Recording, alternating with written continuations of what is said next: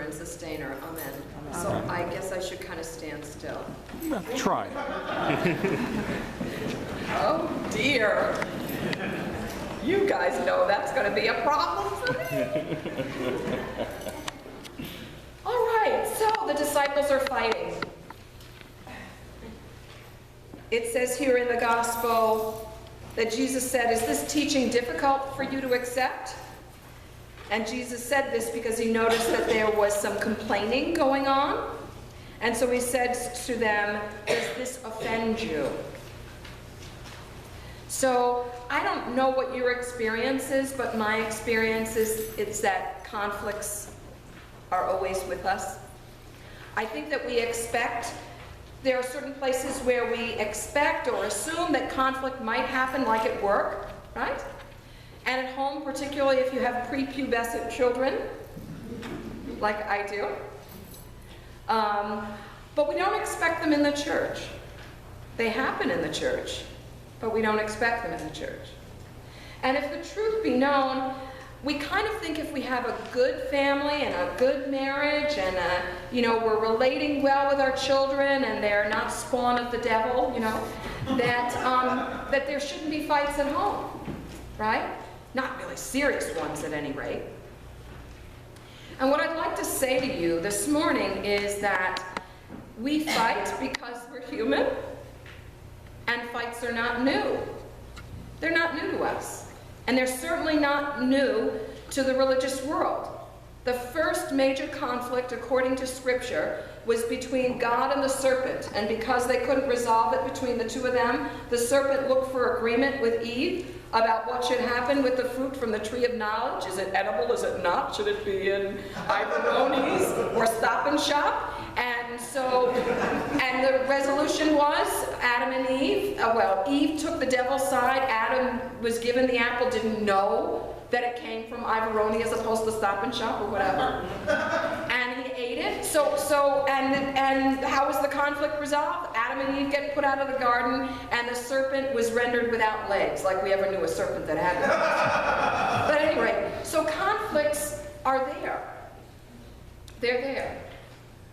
And I think that what I'd like to suggest this morning is that to be faithful, to be true as a Christian, means not that we are conflict-free, or that when we walk into a space, okay, that's going to be, the peace is going to come, but to be good in our faith, to be connected with God, gives us a way to deal with the conflicts, with the disagreements, with the arguments. I have to tell you, as a priest, I always hated it when people would catch me. It was usually in the sacristy 2 minutes before service, or on the receiving line on the way out. Two people would come to me and say, "What do you think?" And I always regretted if I gave my opinion, right? Because I would end up on one side or the other of the argument. So right now I'm church-free. I'm still learning how to deal with that. But I think there are ways for us to deal with conflicts, and God provides for us, I believe, some clues in the scripture lessons today. So we've got this argument going on in the gospel lesson between Jesus and the disciples, but the truth is that arguing is going on throughout the Gospel of John. It's sort of a sub-theme in the Gospel of John. You don't see this kind of argument quite as intensely or quite as pointedly in, let's say, the Gospel of Luke. In the Gospel of John, Jesus is a person, the Son of God, who works signs and wonders. And there are people throughout the Gospel of John who take offense at this. There was a time in which we thought that the Gospel of John might be racist, anti-Semitic, because Jesus was fighting with the Jews, the Jews, the Jews. But can we remember? Jesus was a Jew, right? So it's actually an in-house, in-family, in-religion fight. And often in the Gospel of John, when it says that the Jews took offense, what was meant was that the religious leaders of the time took offense. And I don't know whether you've noticed that there's been kind of disagreements in the last few gospel lessons from the Gospel of John, and we're not even deep in the gospel. We're just in chapter 6. And these arguments and fights go to the cross and beyond the cross. A category of arguments is occurring by people who don't believe that Jesus has the authority to say what he's saying. And often this is the religious leaders, quote unquote, the Jews, as listed in the Gospel of John. They say to Jesus when they hear him preaching or teaching, when he has healed and cured someone of blindness or raised them from the dead, they wonder by what authority he's done that, right? And we know the fights that occur because he heals on the Sabbath. By what authority do you teach? What we heard a week or two ago was, no. You don't have the authority to do this. You're not the Son of God, the Son of Man. We know your daddy, and your daddy was a carpenter. Right? So this was in part of struggles, the arguments are about power and authority. And that's often true. When you analyze fights, it's about power struggles. I certainly know that that's true with my daughter and I. You know, that it's a power struggle. She wants her way. It's really simple. It's really, really simple. She wants her way. No matter what it is, she wants her way. And I, the mother, must say, no, you don't get your way. You got to brush your teeth before you go on the school bus. Nobody wants halitosis, you know. But, you know, it's just, okay, it's on tape, right? But she doesn't know how to sign on, so she's not going to see it. All right, and you're not going to tell her, right? Our secret safe here. So power and struggle is often at the root of conflicts. The other thing that's true in these gospel lessons with these fights is it's not just about power and authority, but it's about a difference in sort of mission objectives. You know, Jesus is doing signs and wonders. He definitely wants people to be attracted to him because of the signs and wonders, but he doesn't want them just there for the signs and wonders, right? So, and I know that doesn't make sense, but I'm going to unpack it. So, you know, he's going around. Was it last week? Did he feed the multitude? Or yes. Okay, thank you. Dementia here. So he fed the multitudes, and so there are people who are looking for him because they need food, right? And there are people who pursue him after they hear he's given healing to other folks' bodies or raised the dead because they want their sick loved ones cured and their dead raised. And Jesus gets upset with this. Now, I would love to have a little talk with Jesus, but he wasn't conferring with me, because don't we want our problems fixed? Right? I would love to give my daughter to Jesus. Not literally, but, you know, send her off to him and have Jesus fix her. So she would understand that sometimes you get your way and sometimes you don't. You can't always get what you want. Right? We used to sing that song all the time in my house, but my daughter doesn't seem to get it.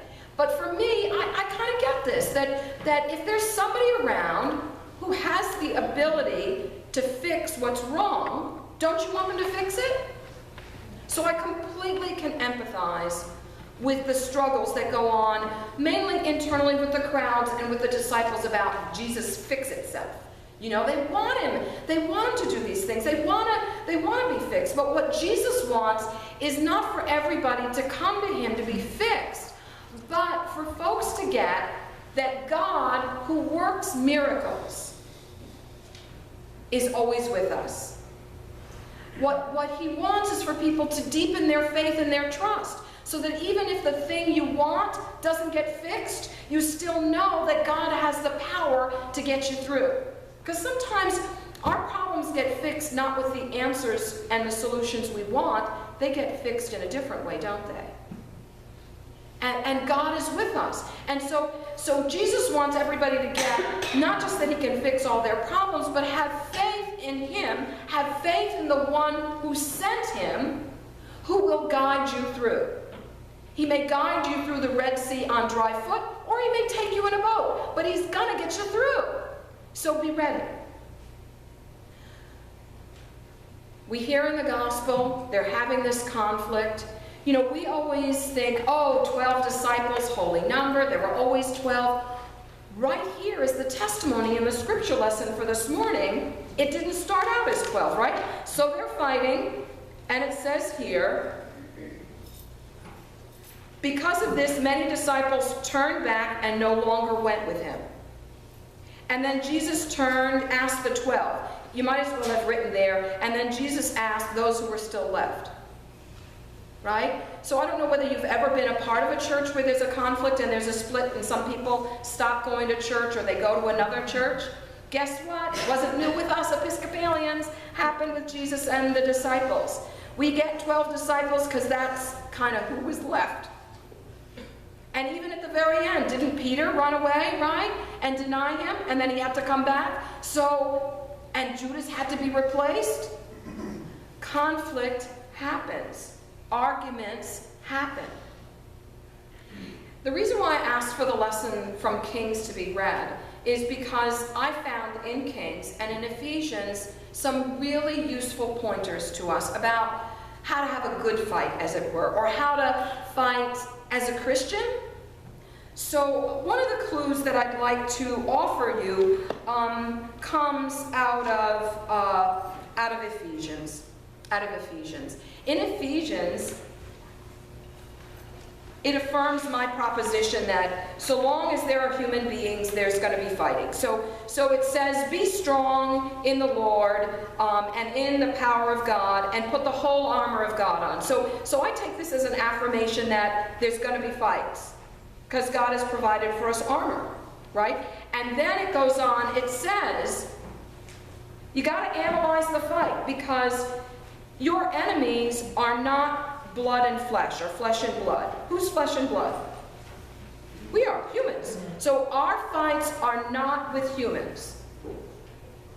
Our fights, it says, according to this, are with rulers and authorities and cosmic powers, and that's a little too nebulous to me, because it makes me feel like when it says rulers in this translation, that maybe it's affirming the fact that Democrats and Republicans will fight forever, and that should be the lay of the land, right? No, I think I much prefer the translation or transliteration in the New English, where it says, the enemy is the potentates of darkness.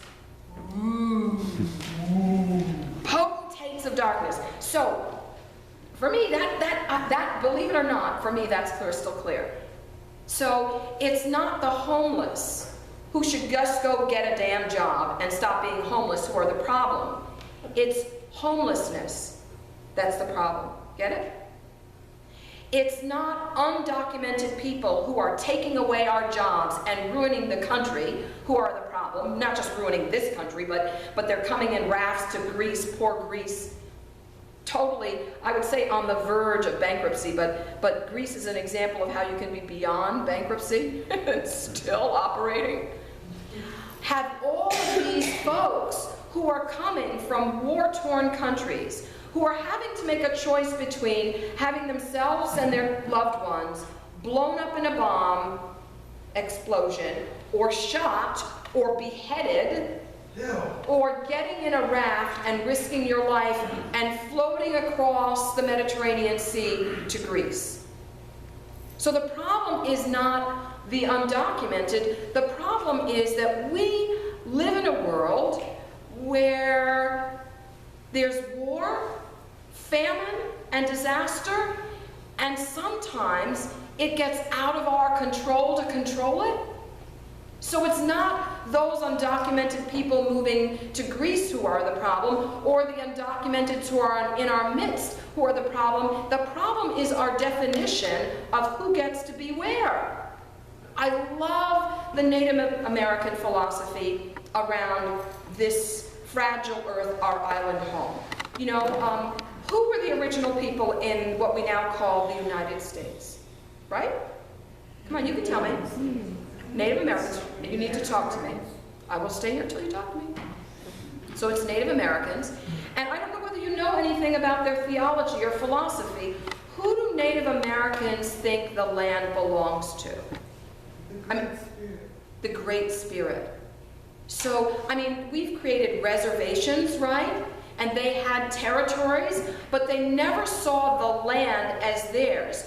They saw themselves as guardians of the land, and they were so embraced the land, all that came from the earth, the animals, to provide for them.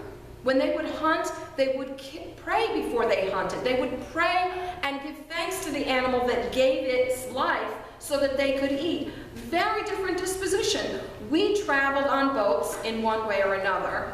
People who were in my ancestral line didn't voluntarily get on the boat, but other people did. We traveled by boats to get here, and we found people here. It's not our land to say, you're not allowed to be here. I know, I'm sorry. Now, I'm not forever your priest. I'm getting into politics stuff. But you know, so this whole thing of who belongs where, I think it's a much bigger problem than citizenship and country boundaries. I think it's an essential human question, a divine question about who gets to have what and who gets to belong where. And maybe if we saw it in a bigger way, we would realize the issue of citizen, non-citizen gets used by the potentates of darkness to create enemies where there need not be. Everybody deserves, in my little sad little brain, a safe place to live, food, a job to fill their time with and maybe give back to the world.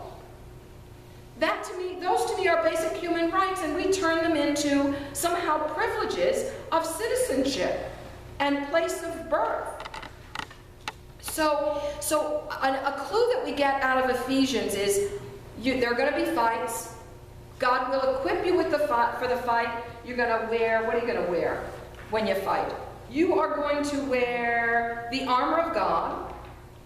You are going to wear the belt of truth around your waist. Your breastplate is going to be righteousness, and your shoes, whether they're flip-flops or not, I notice we have flip-flops, your shoes will be put on your feet so you are ever ready for this battle. You're going to have the shield of faith. So there are going to be fights, right? But they're not with each other. They're with the principalities of darkness, the potentates of darkness. So a clue here is analyze the fight, determine who it is and what you're fighting about, so that your fight doesn't become an opportunity for the forces of evil to be victorious. The other clues for me come from the Book of Kings, and this is why I had us read that alternate lesson for this Sunday. In the Book of Kings, we have something incredible going on. Years and years and years, generations prior to this, one of the early kings said, "Oh, build me a house." And so the people built the king the house. And the king looked and saw, "I'm living in a beautiful house of cedar, but God, the ark of God, is dwelling in a tent. Let's build God a house." And God says, "Heck no, I don't need a house. I'm a citizen of the universe. I'm a citizen of the world. You cannot fence me in. So leave me alone. I'm good in my movable house, in my tent." Now we have generations later, and Solomon has been given permission by God to build God a house, right? But it's a house for all people. Even though Solomon built it, and built it for his kingdom, the people of Israel, Solomon acknowledges a couple of things. Even though the house is God's house, God doesn't actually live there. God visits there from heaven. We hear this a couple of times in the lesson. And even though the house is built by him for the people of Israel, the house is there for everybody. And he says, "God, may you come and visit this place. May you have good hearing, turn up your hearing aid from heaven to hear the prayers of your own people who come from this house. And for all those foreigners, those other people that we fight with, that we don't like, who aren't ours, aren't insiders, who come because you're a mighty God," and that's so obvious, anybody could see that. You're a wondrous God, so incredible, people see that, who get attracted to this house because they know of the good things you're doing. Hear them too. Hear them too. So there are a couple of clues that I get out of this lesson. One is, what's a fight under one circumstance and for one generation won't be a fight at another time, right? So at one point, no house of God, right? Only tent. God won't be held in a house.